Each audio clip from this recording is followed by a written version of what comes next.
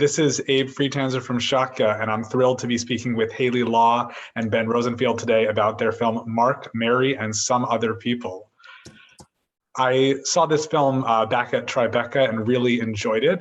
I'm curious, how did you first hear about it and what appealed to you about it?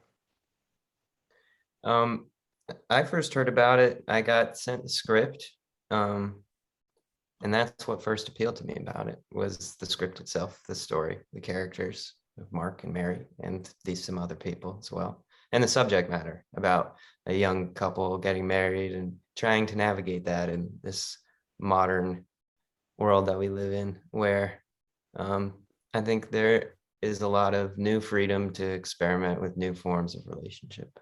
And then the thing that really drew me even closer into it was meeting with Hannah and learning about Hayley and her involvement in the movie.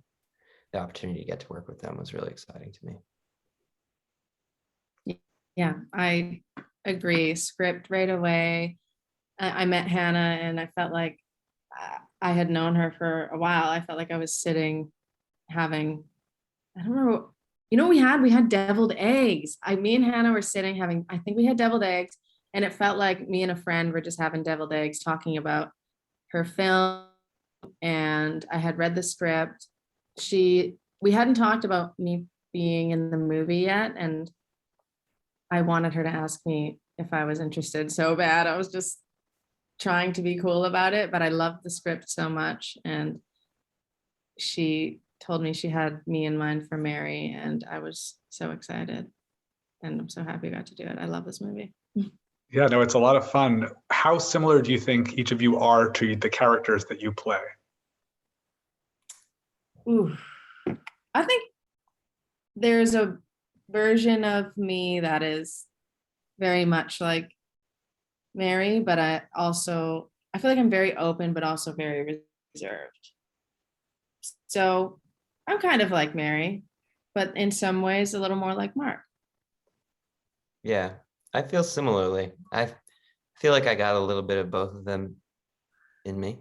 I think, like, I don't have a mustache, but it turns out I can grow one. So can I. Yeah, so there you go. Mary could be Mark. But yeah, I think that I definitely relate to, the romantic in him. And I think that, yeah, Mark has that. He really believes in love. Do you think that there are other films that are similar to this one, or is this sort of charting a new course in terms of romantic comedies or dramedies? Ooh. When I read it, I felt it was very fresh. I know there have been some movies that have talked about open relationships before, but I never felt like they really were getting at the heart of it. This felt like really, really like what the conversations I had and conversations my friends are having. And it felt like it was tapping into a really big question for, I think, this generation, the Gen Zers and millennials in particular, about like, how can we do things differently than our parents? Mm-hmm. What rules are helpful and which ones can we throw out? Sorry. Yeah. I feel like it's always been happening, but definitely our generation we're more open about wanting change and wanting to try something different. And it's not that I think it's not that it wasn't happening, or it's not that it wasn't happening. It's just we're so vocal about relationships and sexuality and having it portrayed, and art is how you get the word out. And I don't want to say there's no movies like this, because I don't know. I don't want people to be like, you haven't seen that. But I definitely think it is a fresh topic and helps normalize different relationships, because you can do whatever the heck you want. Yeah. And I hope people feel that way after watching the movie.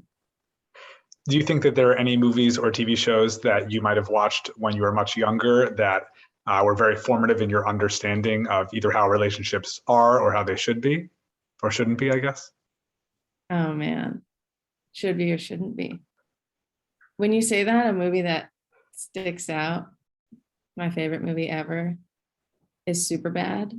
And I just remember thinking, this is a crazy high school experience, but it's kind of close to what, not me personally, but what our school was like. And I remember thinking, God, this is so on the nose and honest. And I am Michael Cera.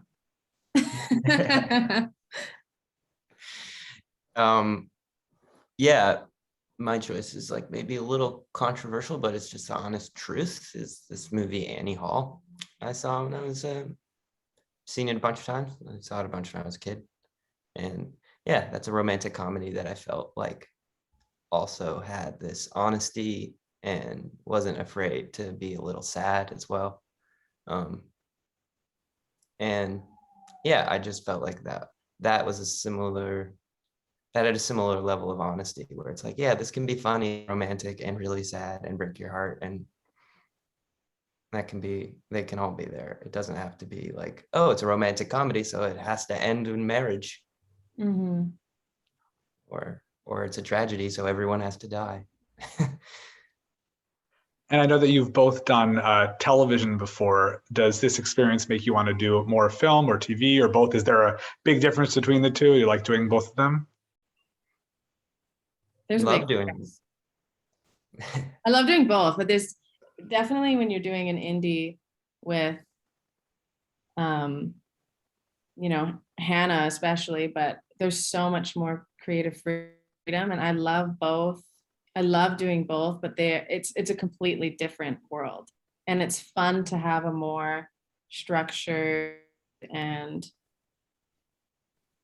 word perfect situation when you're doing a show like Riverdale, but it's also incredibly fun to play, and it just feeds a part of you that doesn't. But I love doing both, but this world feeds this crazy creative psycho to just do whatever you want, and it's just it's a great balance, because sometimes you need to be reeled in a little bit and sometimes you need to let loose. So it's I love doing both.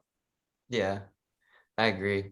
I think there's like this phrase I've heard the late great Philip Seymour Hoffman use about like control and chaos as being like you kind of want both things going on in some level as an actor inside yourself. And I think those things are also going on outside yourself on sets a lot.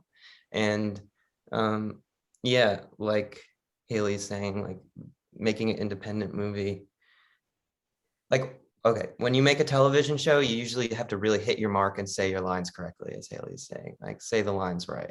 And on a movie like this, Hannah's like, I don't really care what, like if something comes up and you want to say something else, like you should do that. And like the cinematographer is saying like, oh, where do you want to go? Like you should do whatever you want to do and I'll just follow you. So those two things like you would very rarely, if ever, experience on a television show. But yeah, it's great to do both. And it feels like as time is moving forward, the distinction between the two, movies and television, is becoming blurrier. So it'll be interesting to see how TV or streaming content, whatever you want to call it, is like, it's definitely evolving. And I wouldn't be surprised if I encounter some television sets down the road that feel maybe a little bit more indie. I hope so.